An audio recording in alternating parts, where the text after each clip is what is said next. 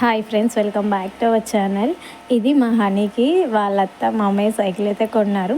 ఎప్పుడు సంక్రాంతికి అడిగారు, అప్పుడే కొంటానంటే నేనే వద్దు ఎందుకు లేరా అని చెప్పాను.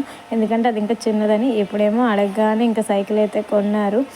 నేను ఏది అడగకుండా నాకు ఏం కావాలి అని తెలుసుకొని ఇచ్చే దాంట్లో వీళ్ళు ముగ్గురే ఉంటారు మెయిన్. ఒకటి స్వాతి, అమ్మ, సాయి. వీళ్ళు ముగ్గురు తప్పించి ఇంకెవ్వరికి నాకేం కావాలి, నేను ఎలా బాధపడుతున్నాను అనే దాని గురించి కూడా ఇంకెవ్వరు ఆలోచించరు, వీళ్ళు ముగ్గురు తప్పించి. ఎంతైనా నా రక్త సంబంధం కాబట్టి నా గురించి ఆలోచిస్తారు అని నేనైతే అనుకుంటున్నా. ఏమంటారు, ఇది నిజమా కాదా కామెంట్ అయితే చేసేయండి.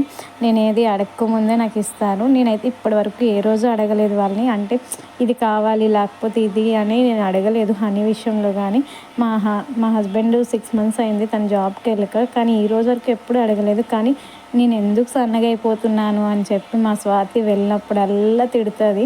అంటే ఎందుకు వదినా, ఏంటి బాధలు, మీకు ఏమున్నాయి అని చెప్పి అడుగుద్ది. అలా అడిగే వాళ్ళు కూడా ఈ రోజుల్లో తక్కువైపోయారు. కానీ నా గురించి ఎక్కువ ఆలోచించే దాంట్లో వీళ్ళు ముగ్గురు అయితే ఉంటారు.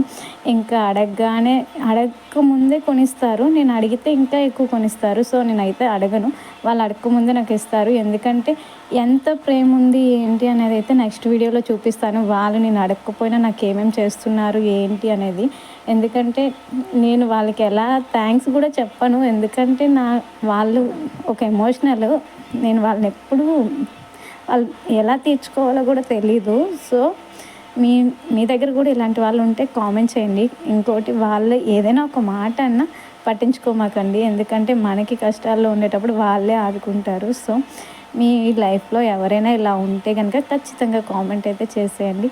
Once again bye.